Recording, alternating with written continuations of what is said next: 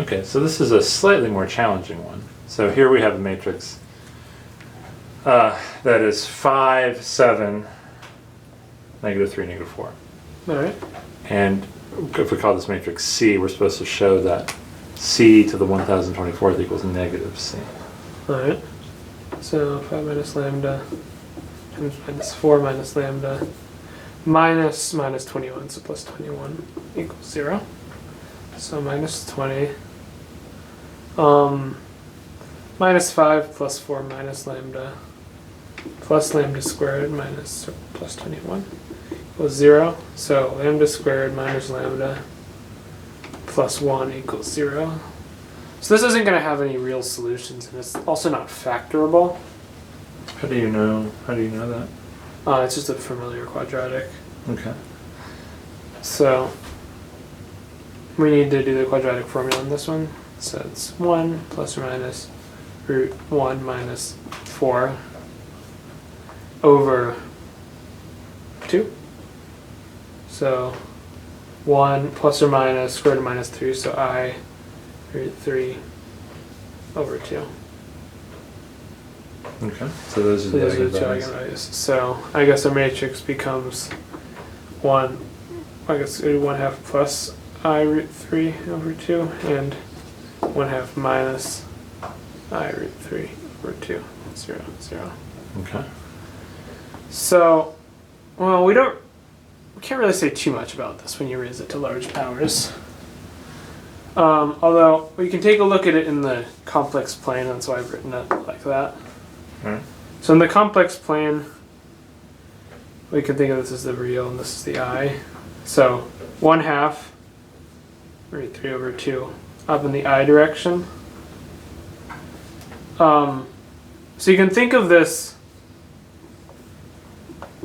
of having a length in some sense of 1.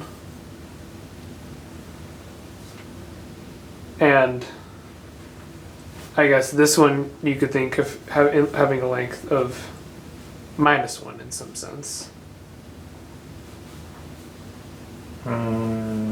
Not really.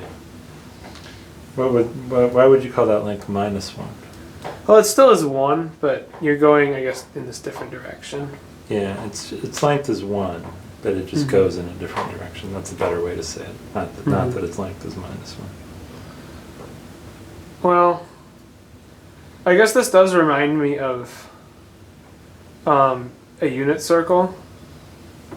So this is this is our 30, 60, 90 triangle. So this is 60 degrees. Pi when I work in radians, so pi over 3 radians. Okay. So, and we know e to the I theta equals cosine theta plus I sine theta, which is what we have here for this one. Mm-hmm.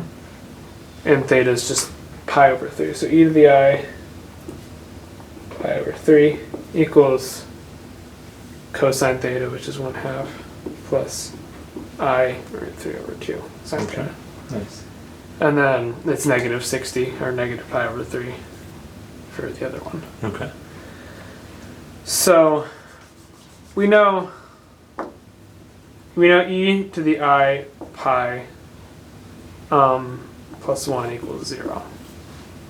So e to the I pi is -1. So e to the I pi, to get this into e to the I pi, we have to cube it, which is unfortunate because 1024 is not divisible by 3. Okay. So we know this expression cubed equals -1. Mm-hmm. And then, well, we know 1023 is divisible by 3, so we can multiply this over and over again, whatever 1023 divided by 3, let's see. It's 341. Yeah.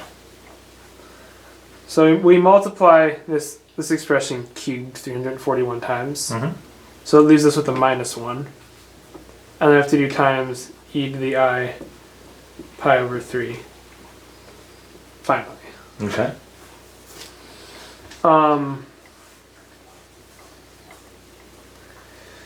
And then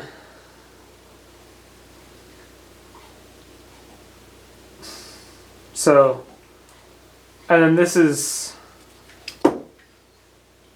I guess this, what we're multiplying by -1 in the end is each term in this matrix.